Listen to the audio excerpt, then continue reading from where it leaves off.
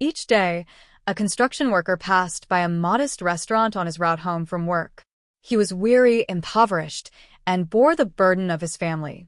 He never paused to dine there as he could not afford it. However, one day, everything shifted. He heard weeping. He noticed a woman on the ground, trembling and injured. He was unaware of her identity. He did not know her background. Yet, what he did that night would alter both of their lives forever. Who was this woman? And why did 4 black SUVs arrive searching for her weeks later? Sit back and discover as we explore this poignant tale. In a small, dusty village on the outskirts of Lagos, a young man named Samuel arose before dawn each day. At 28 years old, his hands appeared older. They were rough, calloused, and marked with scars from lifting heavy cement bags and laboring under the blazing sun. Samuel was a construction worker, and the construction industry in Nigeria was challenging. He resided in a tiny one-room house with his mother and younger sister. His mother's name was Grace. At 55 years old, illness and hardship had aged her significantly. She moved slowly now. Her knees ached, and her hands trembled when she attempted to cook. Nevertheless, every morning, she endeavored to smile when Samuel awoke. "Samuel," she would gently say, "please eat something before you leave." "Mama, I will eat later," Samuel would always respond. "Save the food for you and Rita." Rita was Samuel's younger sister, 22 years old, beautiful, and brimming with aspirations. She wished to attend university and become a teacher, but there were no funds for tuition. Consequently, she remained at home, assisted their mother, and sold small sachets of water by the roadside to earn a little money. One Thursday, Samuel completed his shift quite late. The construction site was gearing up for a significant project, prompting the supervisor to request everyone to work additional hours. His muscles ached, and his stomach was empty, yet he remained silent. He received his modest daily wage, carefully wrapped the naira notes in a piece of cloth, and began his journey home. The streets were tranquil. Most shops had closed for the day. A few street lights flickered weakly. As Samuel walked, he passed a small eatery named Golden Plate. It was one of those establishments frequented by affluent patrons. The interior was brightly lit. The chairs appeared inviting. The aroma of jollof rice and fried chicken wafted through the air. Samuel's stomach rumbled. He paused momentarily to gaze through the window. He observed well-dressed individuals laughing, dining, and relishing their meals. He sighed and murmured, "One day. Perhaps one day." Then he turned to continue on his way. However, just as he took a step, he heard something that caused him to halt. A woman's voice, loud, furious, shouting, "Are you foolish? Do you know who I am? How dare you deliver my food late?" Samuel stopped. He turned back toward the restaurant. Through the glass, he could see a woman rising from her table. She was clad in expensive attire. Gold jewelry adorned her neck and wrists. Her face was contorted with rage. In front of her stood a young waitress. The waitress appeared small and frightened. She held an empty tray, her head lowered. "I apologize, Ma," the waitress said softly. "The kitchen was busy. I brought it as quickly as I could." "Apologies," the woman yelled. "Apologies are insufficient. Do you have any idea how much I paid for this meal?" The waitress did not respond. She merely stood there trembling. Then, before Samuel could even react, the enraged woman seized a cup of hot water from the table and poured it directly onto the waitress. The waitress screamed. She dropped the tray. Her hands flew to her arm where the water had scalded her skin.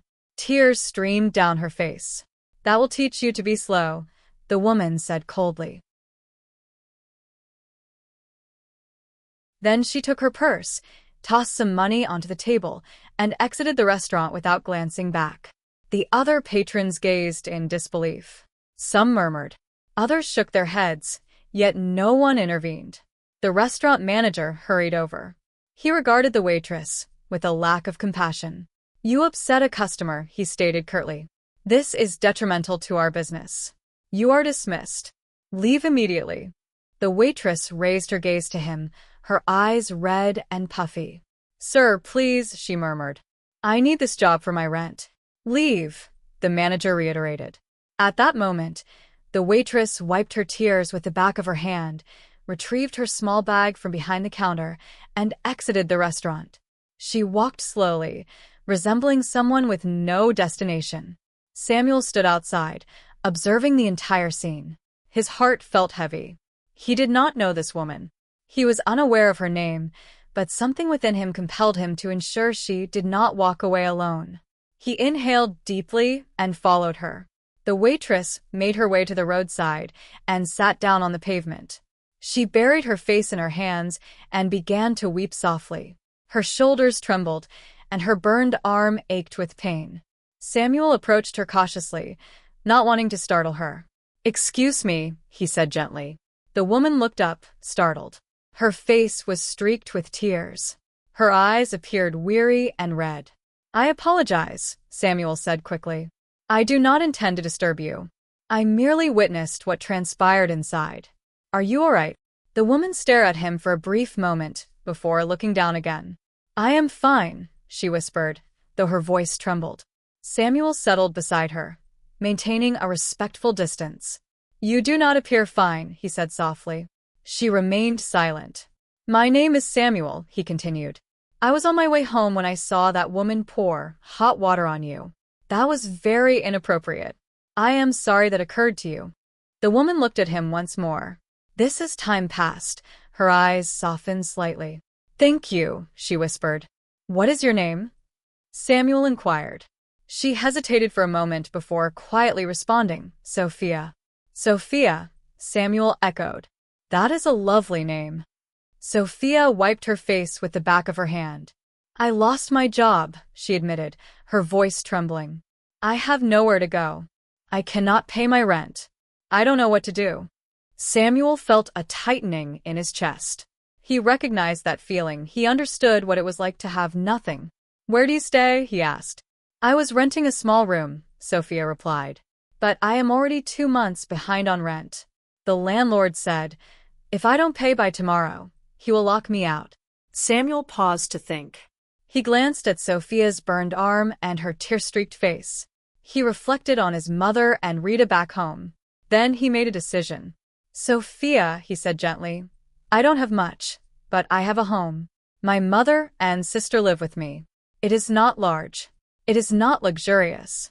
But if you need a place to stay tonight, you're welcome to come with me." Sophia's eyes widened in surprise. "What?" she whispered. "You would do that for me?" "Yes," Samuel replied simply. "No one should be alone on the streets at night. Come, let me help you." Sophia stared at him for a long moment before slowly nodding. "Thank you," she whispered. "Thank you so much." Samuel stood up and extended his hand to her. She took it gently, and together they began walking toward his village. It took them nearly an hour to reach Samuel's house. The road was dark and uneven. Sophia's feet ached, but she did not voice any complaints. Samuel walked beside her quietly, ensuring she was all right. Upon their arrival, Samuel pushed open the wooden door. Inside, a single dim bulb illuminated the small room. Grace, his mother, was seated on a low stool, waiting for him. "Samuel," she said with relief, "you are back. I was worried." Then her gaze landed on Sophia. She rose slowly, feeling perplexed. "Who is this?" "Mama," Samuel spoke softly. "This is Sophia. She lost her job tonight. She has nowhere to go. I brought her here. I hope that is acceptable." Grace scrutinized Sophia closely. She noticed the burn on her arm. She observed the tears on her face. She recognized the fatigue in her eyes. Grace's expression immediately softened. "Come, my child," she said with warmth. "Come inside. Have a seat." Sophia entered slowly, almost timidly. "Thank you, Ma," she murmured. At that moment, Rita emerged from behind the curtain that divided their sleeping area. She regarded Sophia with astonishment. "Brother, who is she?" "Her name is Sophia." Samuel explained that she needs assistance. "We are going to help her." Rita gazed at Sophia for a brief moment. Then she smiled gently. "Welcome, Sophia. My name is Rita." Sophia's eyes brimmed with tears once more, but this time they were not tears of sorrow. They were tears of appreciation. Thank you, she whispered. Thank you all so much. Grace acted swiftly. Rita, fetch water. Samuel, get the small mat. Sophia, please sit down. Let me examine your arm. Sophia settled on the wooden bench. Grace carefully inspected the burn on her arm. She clicked her tongue softly. This is serious, she remarked, but I have something that will assist. Grace went to a small corner and retrieved a jar of shea butter blended with herbs. She applied it gently to Sophia's burn. Sophia flinched slightly, but did not withdraw. Thank you, Ma, Sophia said quietly. You do not need to thank me, Grace replied. We support one another. That is what people ought to do. Rita brought a cup of water and handed it to Sophia. Drink, she said with a gentle smile. You must be weary. Sophia accepted the cup and drank slowly. She surveyed the modest room. It was unadorned. There was no television, no elaborate furniture, just a few wooden benches, some mats on the floor, and a small stove in the corner. Yet there was something else in this room, something Sophia had not experienced in a very long time: warmth, kindness, and love. You can stay here tonight, Samuel said softly. Tomorrow, we will decide what to do next. Sophia nodded in agreement. Thank you, she whispered once more. That night, Rita offered Sophia one of her 2 wrappers to keep warm. Grace provided her with a thin mat to rest on, while Samuel remained awake for a while, sitting outside to ensure everything was all right. For the first time in many months, Sophia felt a sense of safety. And for the first time in his life, Samuel experienced a stirring in his heart, an unnamed feeling that resembled hope. The following morning, Sophia awoke to the sound of Grace bustling about the small room. The older woman was preparing breakfast, a simple dish of boiled yam and palm oil. Sophia sat up slowly, still aware of the pain in her arm, but it was an improvement from the previous night. Grace's herbal ointment had been effective. Good morning, my child. Grace greeted her with a warm smile. How are you feeling? Better, Ma, Sophia replied softly. Thank you for everything. Grace waved her hand dismissively. No need to thank me. Come and eat something. Sophia hesitated. Ma, I don't want to take your food. I know. Shoo. Grace kindly interrupted. We share what we have. That is how we survive. Now come on. Sophia stood up and approached the small stool where Rita was already seated. Rita beamed at her. Good morning, sister, she said cheerfully. Sophia blinked in surprise. Sister? Rito naudid. Yes, if you stay here, you are part of this family now. Sophia's eyes brimmed with tears, and she quickly looked down to conceal them. Just then, Samuel entered from outside, having washed his face at the communal tap. Upon seeing Sophia sitting with his mother and sister, a warm feeling spread through his chest. Good morning, he said gently. Good morning, Samuel, Sophia replied quietly. They all shared their meal together in silence. It was a straightforward meal, yet it was more flavorful than anything Sophia had consumed in months. After finishing breakfast, Samuel rose from his seat. I must head to the construction site now, he stated. However, Sophia, you may remain here. Take some time to rest. We will converse when I return. Sophia gazed up at him. Samuel, I cannot simply remain here and do nothing. Please allow me to assist. Grace smiled. She is correct, Samuel. If she wishes to help, let her do so. Samuel nodded slowly. Very well, but first rest your arm. Sophia smiled. It was a modest smile, yet it was genuine. In the following days, Sophia adapted to life in Samuel's household. She assisted Grace with cooking, helped Rita sell water by the roadside, and tidied up the house. She did everything within her power to contribute. As the days went by, something began to shift. Samuel observed aspects of Sophia that piqued his curiosity. The way she held a cup with delicacy, as if she were accustomed to finer things. The manner in which she spoke, her English was too refined for someone who had been employed as a waitress. The way she moved, graceful and almost elegant. One evening, Samuel sat outside with Sophia as the sun set, casting orange and red hues across the sky. Sophia, Samuel said cautiously, may I ask you something? Sophia turned to him. Yes. Who are you? He inquired gently. I mean, truly? You do not appear to be someone who grew up in hardship. Sophia's expression tightened. She averted her gaze. Why do you say that? Your manners, Samuel replied. The way you articulate your words, the way you present yourself. You are different. Sophia remained silent for a lengthy moment before sighing. You are correct, she murmured. I was not always a waitress. Samuel listened quietly. I grew up in a large house, Sophia continued. My father was quite wealthy. He owned businesses, properties, everything. However, when I was 15, my mother passed away. 2 years later, my father remarried. Sophia's voice trembled.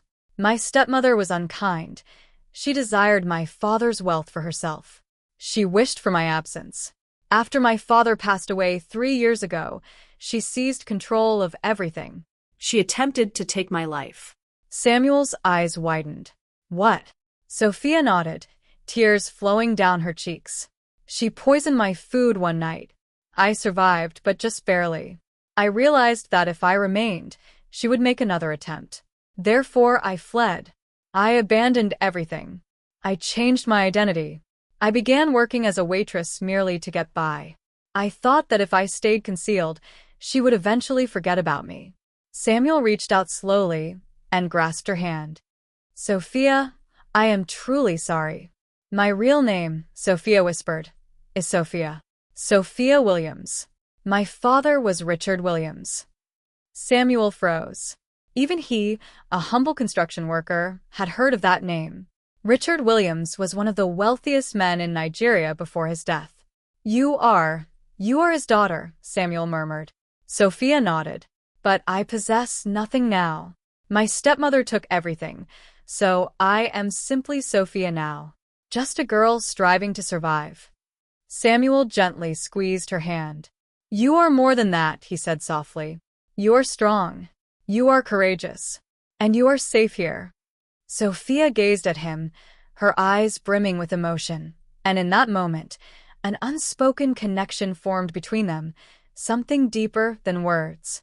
In the following weeks, Sophia and Samuel became closer. They conversed every evening. They shared laughter. They collaborated on tasks. Grace and Rita noticed it as well.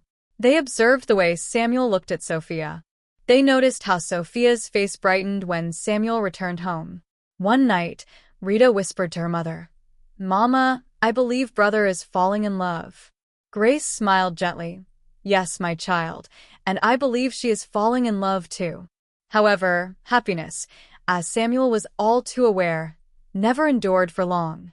One Friday afternoon, while Sophia was outside assisting Rita in selling water, 4 black SUVs arrived in front of their home. The vehicles were large, shiny, and expensive. They appeared entirely out of place in the dusty village. Rita clutched Sophia's arm. Sister, who are those individuals? Sophia's complexion turned ashen. Her hands began to tremble. No, she murmured. No, no, no. The doors of the SUVs swung open. 6 men clad in black suits emerged. They were tall, muscular, and serious in demeanor.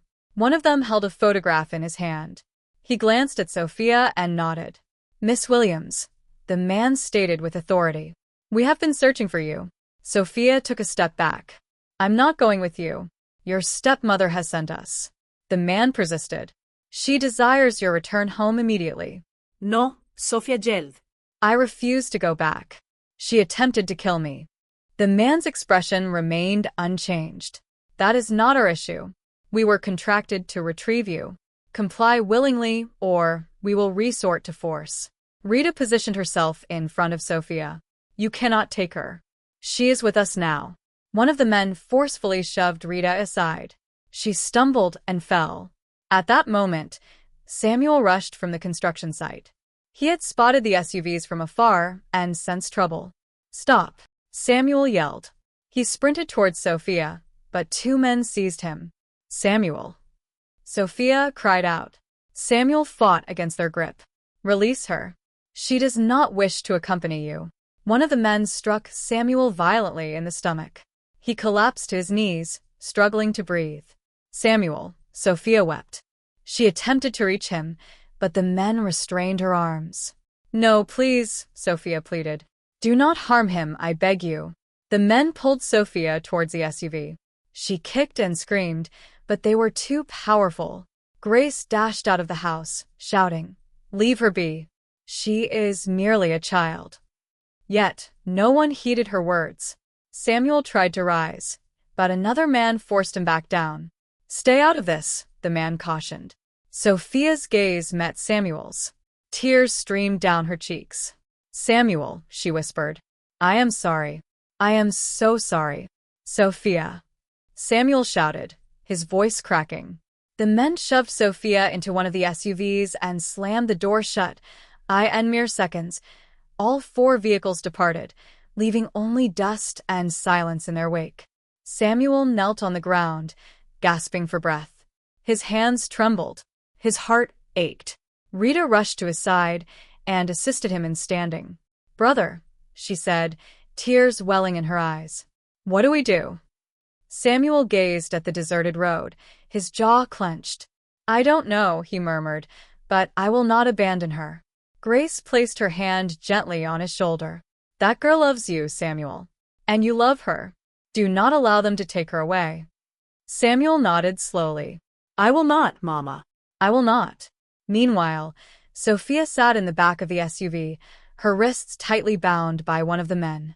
She gazed out the window, her heart weighed down, her thoughts racing. She reflected on Samuel, on Grace, on Rita, and on the small house that had become her sanctuary. "I will return," she whispered to herself. "I promise. I will return." The SUVs traveled for hours until they arrived at a grand mansion in Lekki. The gates opened automatically, and the vehicles entered the compound. Sophia was forcibly pulled out and taken inside. The house was vast, featuring marble floors, crystal chandeliers, and expensive artwork adorning the walls. Yet, Sophia found no solace here. This was not home, it was a prison. A woman appeared at the top of the grand staircase. She was in her 40s, clad in designer attire, her expression cold yet beautiful. "Sophia," the woman greeted with a feigned smile. "Welcome home." Sophia shot her a glare. "This is not my home, Clara. And you are not my mother." Clara descended the stairs slowly. "Still defiant, I see. That is acceptable. You will learn to obey soon enough." "I will never obey you," Sophia declared resolutely. Clara's smile vanished. "Do you believe you are strong now? Do you think that living with those impoverished people has given you courage?" She stepped closer. "You are nothing, Sophia. This house, this wealth, everything belongs to me now, and you will comply with my wishes." Sophia gazed into her stepmother's eyes, and for the first time in years, she felt no fear. Living with Samuel, Grace, and Rita had transformed her. They had demonstrated what true strength entailed. Genuine kindness, authentic love. "No," Sophia replied softly. "I will not." Clara's expression contorted with rage. "Lock her in her room," she commanded the men. "No food, no water. She will learn." The men seized Sophia and dragged her upstairs. They hurled her into a spacious bedroom and secured the door from the outside. Sophia stood in the center of the room, breathing heavily, yet she did not shed a tear. Instead, she approached the window and gazed outside. Somewhere out there, Samuel was thinking of her. She was certain of it. "I will fight back," Sophia murmured. "I will escape from here, and I will return to him." For the initial 3 days in the mansion, Sophia refused to eat. Every meal Clara sent up remained untouched at the door. Her stomach ached with hunger, but she would not grant Clara the satisfaction of seeing her break. On the 4th day, Clara personally visited Sophia's room. She opened the door and glared at the plates of uneaten food. "Do you believe that starving yourself will alter anything?" Clara inquired coldly. Sophia sat by the window, her posture upright, her expression serene. "I am not attempting to change anything," she replied quietly. "I am merely choosing not to accept anything from you." Clara's jaw clenched. "You are acting like a child." "No," Sophia responded, turning to face her stepmother. I am demonstrating strength. There is a distinction. Clara advanced, her heels clicking against the marble floor. You believe you are strong? She said with a derisive laugh. You think that hiding in that filthy village made you resilient? You remain the same weak girl I sought to eliminate years ago. Sophia gradually rose to her feet. She walked toward Clara until they were mere inches apart. You are mistaken, Sophia stated, her voice unwavering. That village imparted lessons you never could. It taught me that true strength does not stem from wealth or authority. It originates from love, from family, from individuals who genuinely care for you, even in times of hardship. Clara's expression contorted with rage. Those individuals exploited you. They regarded you as a source of income. No, Sofia replied resolutely. They recognized me as a human being, something you have never done. Clara lifted her hand as if to strike Sophia, yet Sophia remained unyielding. She held her position, gazing directly into Clara's eyes. Clara's hand halted in midair. She gradually lowered it, breathing heavily. I will destroy you, she murmured. One way or another. You may attempt it, Sophia responded with composure. But you will not succeed. Clara pivoted and stormed out of the room, forcefully shutting the door behind her. Sophia lingered for a moment, her heart racing, yet her spirit remained intact. She returned to the window and gazed out at the expansive compound. Somewhere beyond those gates, Samuel was thinking of her. She felt it deep within her heart. Hold on, Samuel, she whispered. I will return to you. I promise. That night, sleep eluded. She lay on the spacious bed, staring at the ceiling. The room was exquisite, adorned with luxurious curtains, soft sheets, and air conditioning, yet it felt like a prison. She reminisced about Samuel's modest home, the thin mat on the floor, the sound of Grace humming while she prepared meals, the way Rita laughed at trivial jokes, and the warmth of sitting together beneath a single dim bulb. Tears streamed down Sophia's cheeks. I miss them, she murmured into the darkness. I miss my family. Meanwhile, back in the village, Samuel also found himself unable to sleep. He sat outside on the wooden bench, gazing at the deserted road where the SUVs had departed. Rita emerged and took a seat beside him. Brother, you have not eaten since morning. I am not hungry, Samuel replied softly. Brother, depriving yourself of food will not bring her back. Samuel turned to his sister. Rita, what if I never see her again? What if they harm her? Rita grasped his hand. Brother, that girl possesses great strength, stronger than you realize. She has endured her stepmother once before. She will endure again. But what if? No, Rita interjected softly. No what ifs. You must have faith. You must trust that God will return her to you. Samuel nodded slowly, yet the fear in his heart lingered. Grace emerged with a small plate of food. Samuel, my son, please eat something. You need your strength. Mama, I cannot eat, he replied. Grace insisted firmly. You will not assist Sophia by harming yourself. Eat, pray, and trust in God. Samuel accepted the plate with trembling hands and compelled himself to consume a few bites.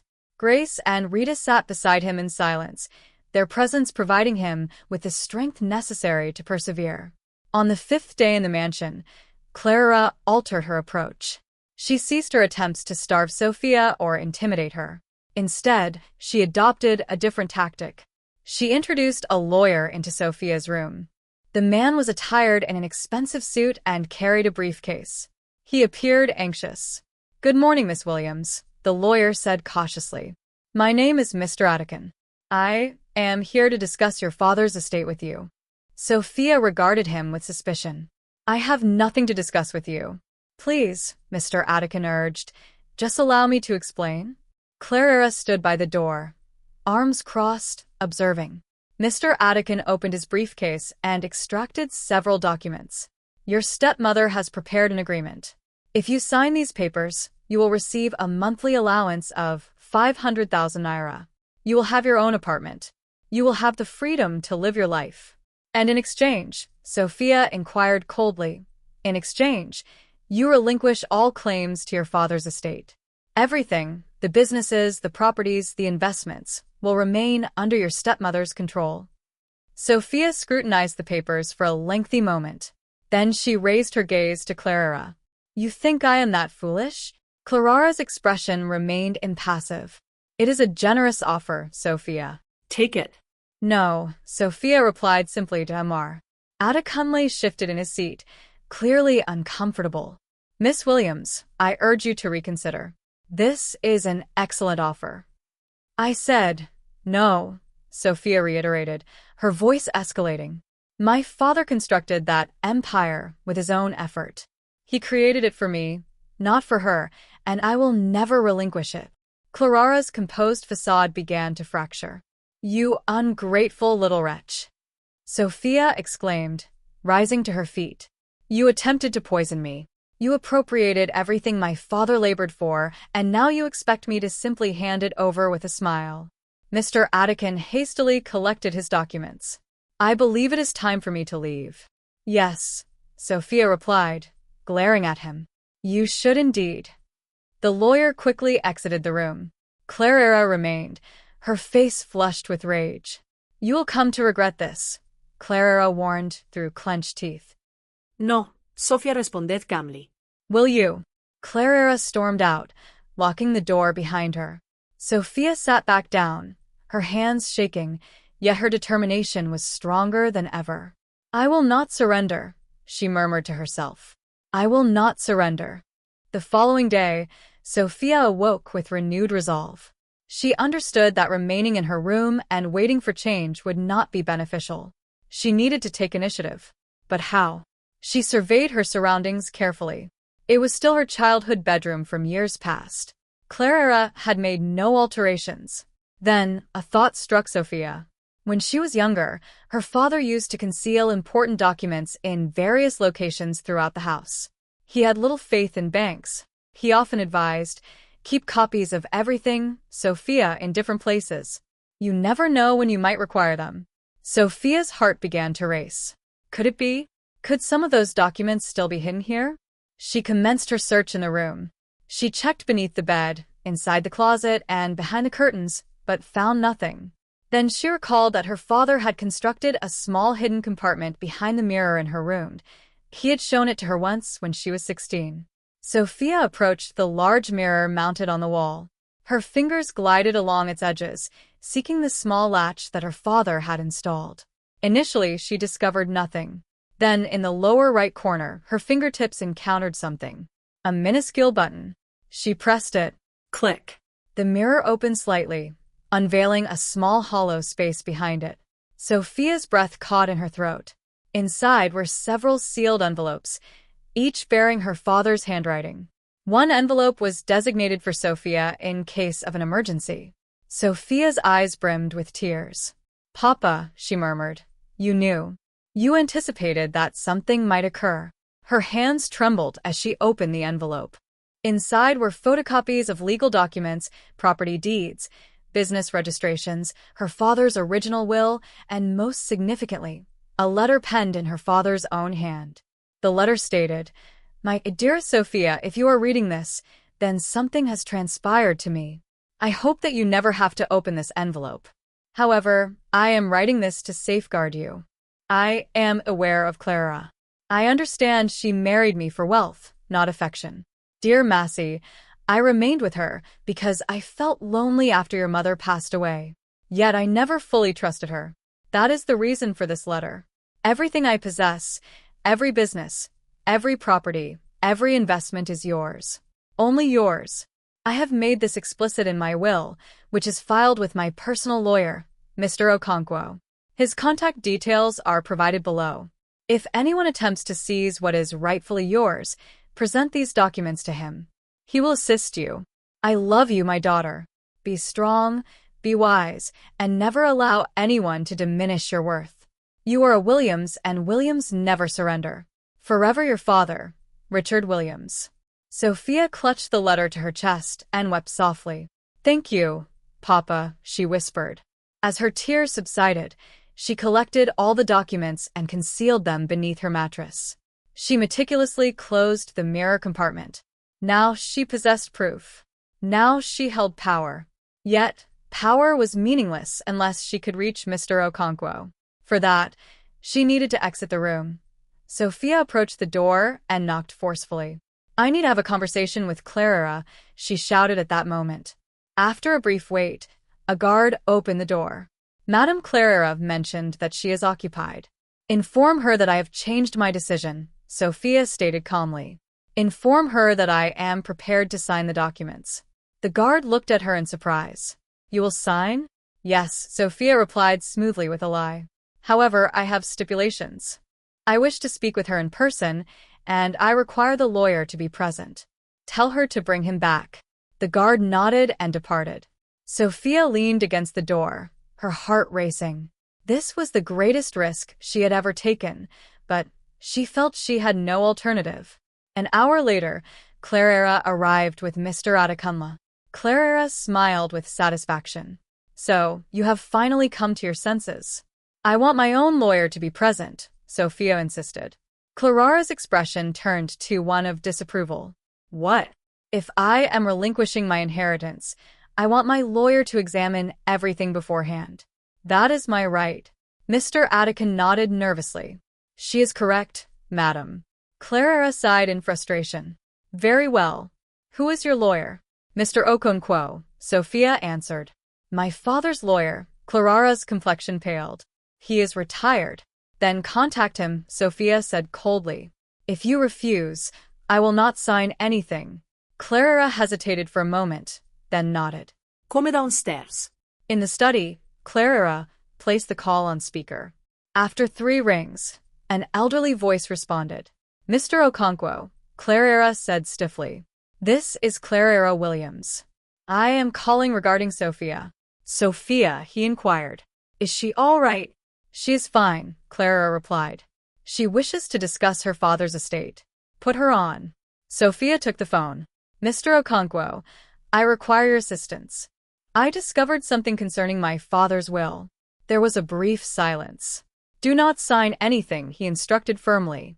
"I will be there tomorrow morning." A wave of relief washed over her. "Thank you." Clara ended the call and glared at her. "Do you believe you are clever?" "I believe I am cautious," Sophia responded. That night, Sophia hardly slept. Her hand rested on the documents concealed beneath her mattress. "Tomorrow will alter everything." Mr. Okonkwo arrived the following morning precisely at 10 o'clock. He was an elderly man with gentle eyes and a weathered leather briefcase. Clara greeted him with a strained smile. Upon seeing him, Sophia rose to her feet. "Thank you for coming." "You resemble your father quite a bit," he remarked softly.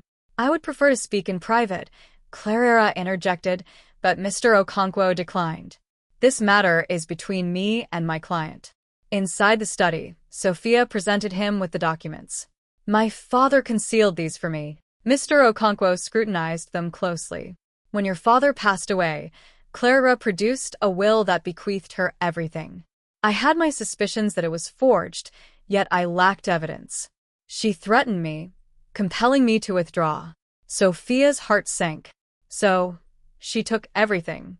"Indeed," Mr. Okonkwo affirmed, "but now," he raised the documents. "Now we possess proof. Your father's authentic will is contained herein, and more crucially, this letter in his handwriting will be admissible in court." "What steps do we take?" Sophia inquired. "We proceed to court," Mr. Okonkwo stated resolutely. "We will unveil her deceit and reclaim what rightfully belongs to you." Sophia felt a sense of hope blossom within her. "How long will this process take?" "A few weeks, perhaps a month," Mr. Okonkwo replied. "However, Sophia, you must remain strong. Clara will retaliate. She will attempt to intimidate you. She will strive to make you surrender." "I will not," Sophia declared, thinking of Samuel. "I have individuals counting on me. I have a purpose to fight for." Mr. Okonkwo smiled. "Excellent. Then let us commence." They exited the study together. Clara awaited them in the hallway, her expression taut. "Well," she demanded, "have you chosen to cooperate?" Mr. Okonkwo regarded her with coldness. "Mrs. Williams, I will be initiating legal action against you." You are charged with fraud, forgery, and the theft of estate assets. I recommend you secure a highly competent attorney. Clarara's complexion turned pale. You cannot do this. Yes, I can, Mr. Okonkwo replied. And I will. Sophia, we are departing now. No, Clarara shouted. She faced her guards. Do not allow them to leave. The guards advanced, but Mr. Okonkwo raised his hand. If you lay a finger on us, I will promptly contact the police. Assault and unlawful imprisonment are serious charges. You will all be incarcerated. The guards faltered. They exchanged anxious glances. Let them go, one guard murmured. I refuse to go to jail for this. Clarara's expression contorted with fury, yet she had no alternative. Very well, depart. However, this is not the end, Sophia. Not by a long stretch. You are correct, Sophia replied with composure. It is not over, but when it concludes, I will be the one remaining.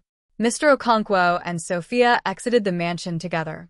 A vehicle awaited them outside. As they drove away, Sophia glanced back at the grand house one final time. I will return, she whispered. But next time, I will be the one in charge. In the following 3 weeks, the case progressed swiftly. Mr. Okonkwo submitted all required documentation. The court reviewed the evidence. Forensic specialists verified that Clarara's version of the will contained forged signatures. In the meantime, Clarara engaged the most expensive attorneys in Lagos. They employed every tactic imaginable: delays, technicalities, and intimidation. However, Mr. Okonkwo was seasoned. He was familiar with every ploy and had the truth on his side. During this period, Sophia resided in a modest hotel. She could have opted for a luxurious stay, but she chose not to. Instead, she preferred a simple establishment. It reminded her of her village. It reminded her of home. Each night, she pondered Samuel. She wondered what he was up to. She questioned whether he missed her as deeply as she missed him. Wait for me, she whispered into the night. Just a little longer. Finally, the court date arrived. Sophia donned a plain blue dress. She entered the courtroom with her head held high. Clarara was already present, flanked by her attorneys, adorned in costly designer attire and jewelry. The judge entered. Everyone rose. The proceedings commenced. For 3 hours, lawyers presented their evidence. Documents were scrutinized. Expert witnesses provided their testimonies. Clarara's legal team attempted to undermine the evidence, but their efforts were in vain. The evidence was overwhelmingly compelling. At the conclusion of the hearing, the judge fixed his gaze upon Clarara. Mrs. Clarara Williams, the evidence unequivocally indicates that you falsified documents to appropriate your deceased husband's estate. The original will distinctly states that all assets belong to his daughter, Sophia Williams. Clarara's complexion turned ashen. Consequently, the judge proceeded, I hereby decree that all properties, businesses, and assets of the late Richard Williams are to be promptly returned to Miss Sophia Williams. Furthermore, you are mandated to compensate for 3 years of unlawful control, and ultimately, you are charged with fraud and forgery. You will remain in custody while awaiting trial. Clarara rose, shouting, No, you cannot do this. I am. 2 police officers advanced and secured handcuffs around her wrists. You are under arrest, one officer declared. As they escorted Clarara away, she cast a look of pure animosity back at Sophia. This is not over, she yelled. Sophia regarded her with composure. No, Clarara, it is over, and you have already brought about your own destruction. After Clarara was taken away, Mr. Okonkwo turned to Sophia with a warm smile. Congratulations, my dear. Your father would be immensely proud. Sophia embraced him tightly. Thank you, sir. Thank you for having faith in me. Now, Mr. Okonkwo inquired gently, what are your plans? Sophia gazed out the courthouse window, reflecting on Samuel, Grace, and Rita. She contemplated the small village that had supported her when she had nothing. I know precisely what I must do, she replied softly. The following day, Sophia found herself alone in the mansion. It was now entirely hers. The staff had assembled, awaiting her directives. The attorneys had entrusted her with keys to all assets, including bank accounts, properties, and businesses. She traversed the expansive house at a leisurely pace. Her footsteps resonated on the marble floors. She stood in her father's study, gazing at his photograph on the wall. "I did it, Papa," she murmured. "I got it all back." Yet, as she found herself enveloped by luxury and affluence, a sense of emptiness washed over her, for none of it held significance without the loved ones she cherished. She felt a void because none of it mattered in the absence of those dear to her. Picking up her phone, she made a single call. "Prepare the car," she instructed. "I am returning to the village." The following morning, 4 SUVs arrived once more in front of Samuel's modest home, but this time the mood was different. Samuel was outside, carrying a bucket of water, when he noticed the vehicles. His heart skipped a beat. He dropped the bucket. "No," he whispered. "Not again." Rita rushed out of the house, her face etched with fear. "Brother, they are back."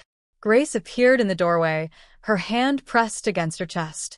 Then, the door of the first SUV swung open, and Sophia emerged.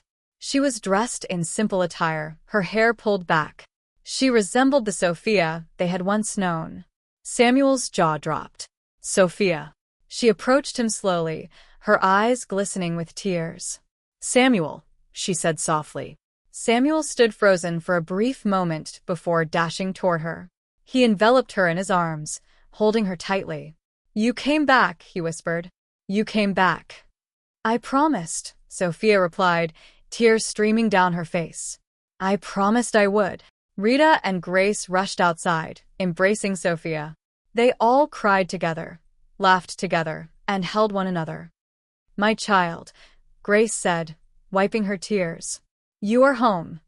"Yes, Mama," Sophia whispered. "I am home." Later that evening, Sophia and Samuel sat together outside the house, just as they used to. The sun was setting, painting the sky in hues of gold and red. "Sophia," Samuel said quietly, "you possess everything now, your father's wealth, your mansion, your freedom. You need not remain here." Sophia met his gaze, reaching out to grasp his rough, calloused hand. "Samuel," she said gently, "I have lived in a mansion. I have worn luxurious clothing. I have dined on exquisite cuisine, yet none of it ever made me feel the way I felt in this place." Samuel gazed at her in confusion. "What do you mean by here?" Sophia replied, her voice trembling. "With you? With your mother? With Rita, I experienced love. I felt secure. I felt a sense of belonging. That is worth more than all the wealth in the world." Samuel's eyes brimmed with tears. "Sophia, allow me to finish," she said gently. She inhaled deeply. "Samuel, you are the most sincere, compassionate, and virtuous man I have ever encountered. You rescued me when no one else showed concern. You provided me with a home when I had nowhere to turn. You loved me when I was a nobody." She paused, then met his gaze. "Samuel, will you marry me?" Samuel blinked in astonishment. "What?" Sophia smiled through her tears. "I understand it is traditionally the man who proposes, but I do not care for tradition. I care about you. Therefore, I am asking you, will you marry me?" Samuel stared at her for an extended moment. Then, he let out a soft laugh, shaking his head in disbelief. "Sophia, I am merely a poor construction worker. I have nothing to offer you. You possess everything I require," Sophia asserted firmly. "You have a good heart, and that is sufficient." Samuel's face broke into a broad smile. He drew her close and kissed her forehead. "Yes," he whispered. "Yes, I will marry you." Sophia laughed and cried simultaneously. She enveloped him in her arms and held him tightly. Grace and Rita, who had been observing from the doorway, applauded and cheered. "Praise God," Grace exclaimed. "My son is getting married." Rita jumped up and down with excitement. "Sister Sophia is staying. She is staying." In the following weeks, Sophia began implementing changes, but not the type of changes people anticipated. She did not remove Samuel from the village. Instead, she uplifted the village. She constructed a new school with qualified teachers and free tuition for all the children. She established a medical clinic with doctors and nurses who volunteered their services. She improved the roads. She installed street lights. She provided employment opportunities for the men and women who had faced hardships for years. Samuel observed in wonder as his village underwent a transformation. "Sophia, you are changing everything," he remarked one day. "No," Sophia responded with a smile, "we are changing everything together." They celebrated their marriage in a modest ceremony within the village. Sophia donned a white dress, though it was not an extravagant one. Samuel wore a neat shirt and trousers. Grace shed tears of joy. Rita performed a lovely song. The entire village gathered to join in the festivities. There was an abundance of food, music, and laughter. It was not a lavish wedding. It was something far more meaningful. It was genuine. It was filled with love. Following the wedding, Sophia and Samuel relocated to a new house that she had constructed in the village. It was not a grand estate. It was a cozy, simple home with sufficient rooms for themselves, Grace, and Rita. One evening, Sophia and Samuel sat on the porch of their new residence, watching the children enjoy the new school playground. "Samuel," Sophia said softly, "do you ever regret marrying someone like me? Someone with so much baggage." Samuel took her hand and kissed it tenderly. "Sophia, you are not baggage. You are a blessing. You've shown me that kindness always prevails, that love is more powerful than wealth, and that true riches lie not in a bank account but in the people who stand by your side." Sophia rested her head on his shoulder. "I love you, Samuel. I love you too, Sophia." Grace emerged from the house carrying a tray of Zobo drink. "You two should come inside and eat." Rita made rice. They both rose and followed Grace inside, hand in hand. Meanwhile, back in Lagos, Clara sat alone and forgotten in a prison cell. She had lost everything, all because she attempted to destroy love. However, Sophia no longer thought about Clara. She had learned to forgive, not for Clara's benefit, but for her own tranquility.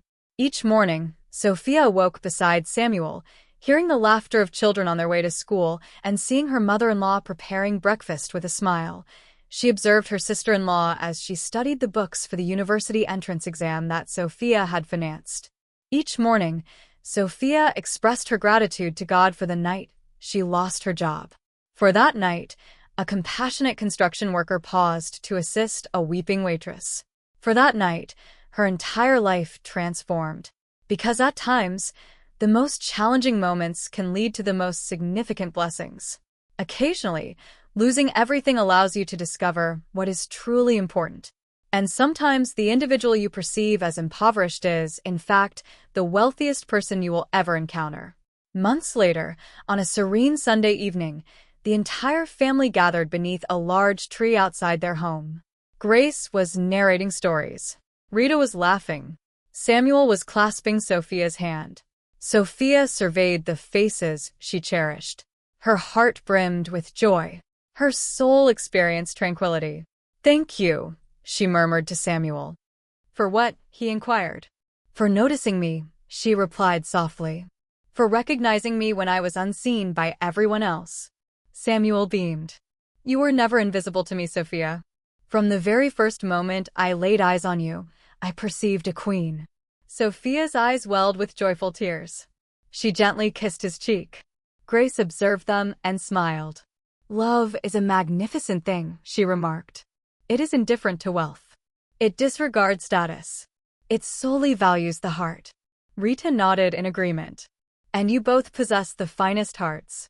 As the sun dipped below the horizon, casting hues of orange and purple across the sky, Sophia came to a significant realization. She had spent years fleeing from her stepmother, years concealing herself, years living in fear. Yet in this modest village with this unpretentious family, she had ultimately discovered what she had been seeking all along. She had found home. She had found love. She had found herself. And she would never relinquish it. Ultimately, this narrative serves as a reminder of something profoundly important. A single act of kindness can transform an entire life. A moment of love can mend a shattered heart. And a helping hand can elevate a family from sorrow to joy. Samuel was unaware that assisting a distressed waitress would lead him to the love of his life. Similarly, Sophia did not realize that losing everything would guide her to her true home. However, God was aware and orchestrated their meeting in the most unforeseen manner. Kindness is eternal. It always finds a way to return. Perhaps not today, perhaps not tomorrow, but it invariably comes back with blessings. My dear viewers, what are your thoughts on this poignant narrative? I invite you to share your opinions in the comments section. I would be delighted to hear from you. And guess what? In a few days, I will be sharing another captivating story. Therefore, please ensure you subscribe to my channel and activate the notification bell so you will be alerted as soon as the story is released. If you appreciated this tale, kindly click the like button and share it with your friends. Thank you very much for watching.